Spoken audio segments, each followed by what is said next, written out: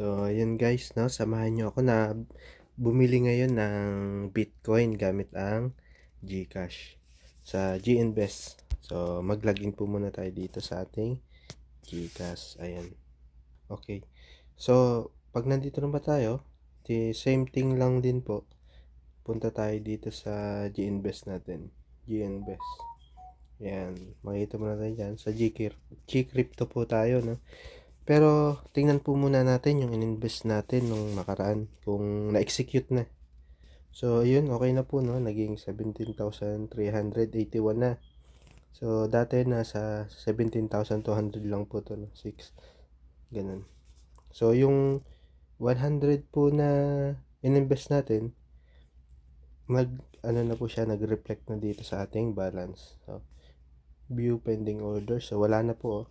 So, ibig sabihin, successful po yung ating ginawang buy order nung nakaraan. Sa sell order, wala din po. So, okay na po tayo dito. Dito naman po tayo ngayon sa GInvest pa din. Tapos Gcrypto. Kasi po, bili tayo ngayon ng crypto natin. Pag-invest po sa crypto is, Bitcoin is high risk talaga siya. So, ayan. Pero bago po tayo magsimula, just a reminder lang po, no, sa inyo na itong Bitcoin ay isang high-risk investment po, no. Sobrang volatile po niyan. So, yung mga trader, diyan po nagtitrade kasi mabilis bumaba, mabilis din umangat yung presyo niya.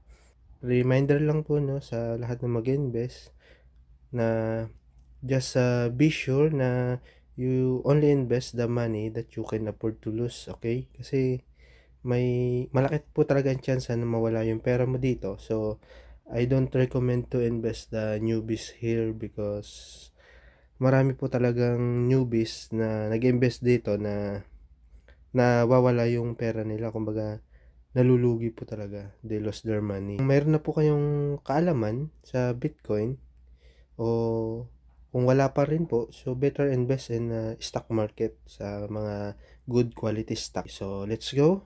Bili na po tayo ng Bitcoin para po sa mga gustong bumili. Pakita ko lang po sa inyo, no.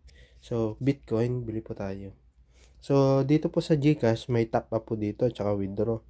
Kung wala pong laman yung trading wallet nyo, you can just press this top up button, then you can transfer for free from your wallet account. Kung may laman po yung wallet account nyo, pwede nyo po siya ditong i-transfer. So, meron na po laman to, 1K. Dati po 1,000 lang yan. Binili ko po yan dati pa. So, tingnan po natin dito sa transaction history. Ito. So, ayan po, nagsimula ako nyan February 2023 pa po. So, tinigil ko po yan kasi hindi naman po ako ganun ka active dito sa trading kasi mostly po nag-invest ako sa mga good quality stock. Bili lang po tayo dito ng stock. So, pindutin lang po yung Bitcoin. Then, buy. Pwede pa tayo mag-buy. So, yung price niya ngayon. No?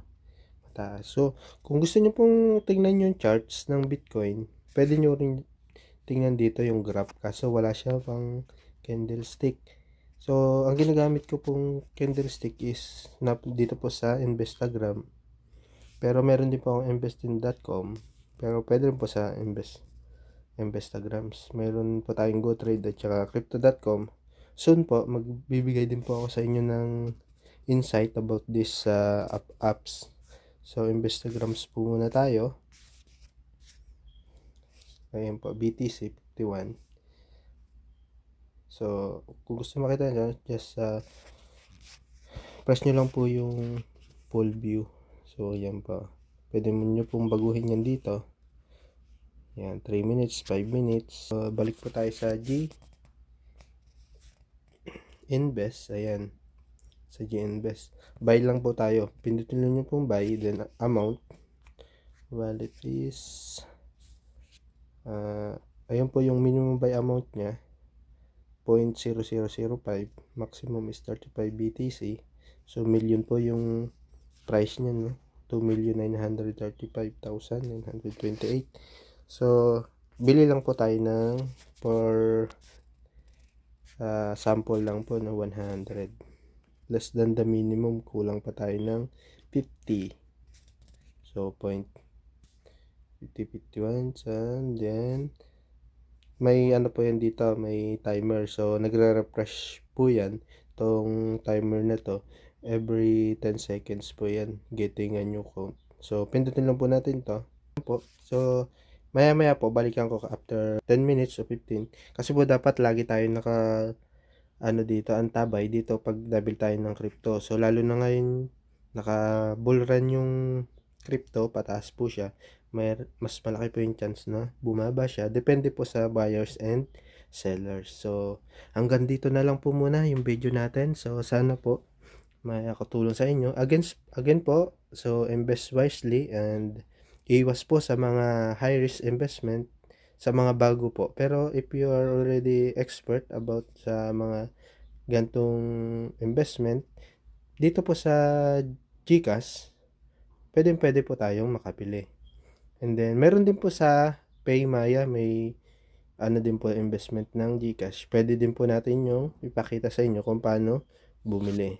Medyo magkaiba lang po yung user's interface niya, pero halos parehas lang po. So, sige po, hanggang dito na lang. Ingat po ang lahat.